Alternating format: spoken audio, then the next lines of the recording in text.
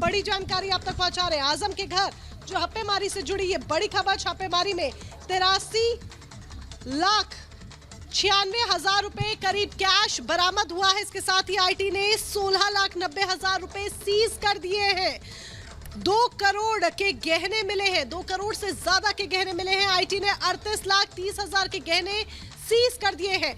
यानी कि भारी मात्रा में जिस तरीके से कैश और गहने बरामद हुए हैं, ये 60 घंटे की रेड के बाद आईटी के हाथ लगा है। आजम की प्रतिक्रिया भी इस पर सामने आ चुकी है, तो राजनीति भी इस पर तेज हो चुकी है। लेकिन आपको ये भी बता दें कि यूनिवर्सिटी से जुड़े तमाम जो चीजें हैं वो वहां पर मिली हैं। आईटी के मूल्यांकन में यूनिवर्सिटी की 58 बिल्डिंग बनाने का खर्च 418 करोड़ 37 लाख रुपए के करीब बताया जा रहा है। तो आजम खान के घर जो रेड चल रही थी करीब 3 दिनों से, करीब 60 घंटे के बाद आईटी ने अपनी ये छापेमारी खत्म कर ली है और आईटी के हाथ काफी कुछ लगा है, जिसमें भारी मात्रा में कैश भी हाथ लगा है, तो भारी मात्रा में गोल्ड भी आजम खान के यहां से बरामद हुआ है। सिर्फ आजम खान के घर पर ही छापेमारी नहीं हुई, बल्कि आजम खान के करीबियों के घर पर भी छापेमारी हुई। बिल्कुल बिल्कुल मोनिका महत्वपूर्ण जानकारी दे रही है कि आईटी के हाथ क्या कुछ लगा है। तो आजम खान से जुड़ा एक और बड़ा खुलासा होता है। 3 दिन तक जो छापेमारी चली है, अब ये शक जताया जा रहा है कि 800 करोड़ की टैक्स चोरी भी की गई है।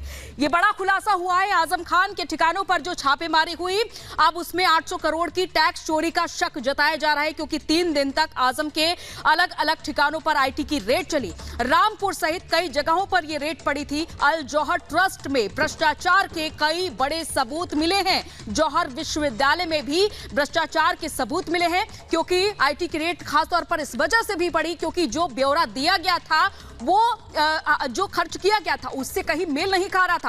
और आईटी ने रामपुर समेत आजम खान के अलग अलग ठिकानों पर जो रेड मारी 3 दिन तक, उसमें काफी कुछ खुलासा होता है।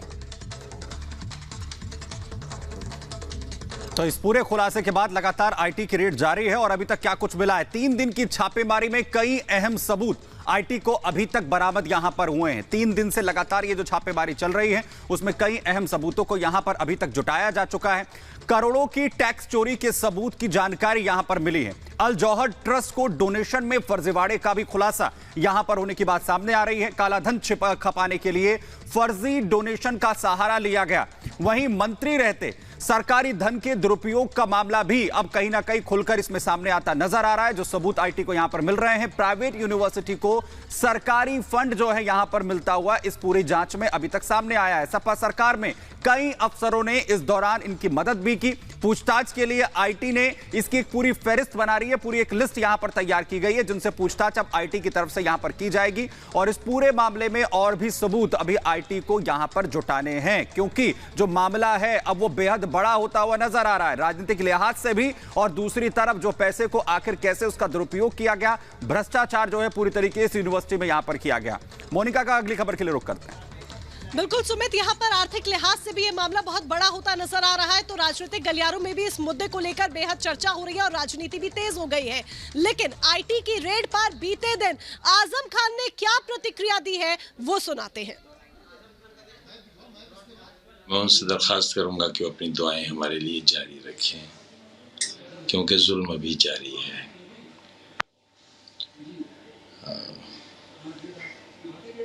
यकीनन उन्हें भी इस बात पर हैरानी होगी कि अचानक छापे में भी वही मिला जो मेरे जीवन का सच था।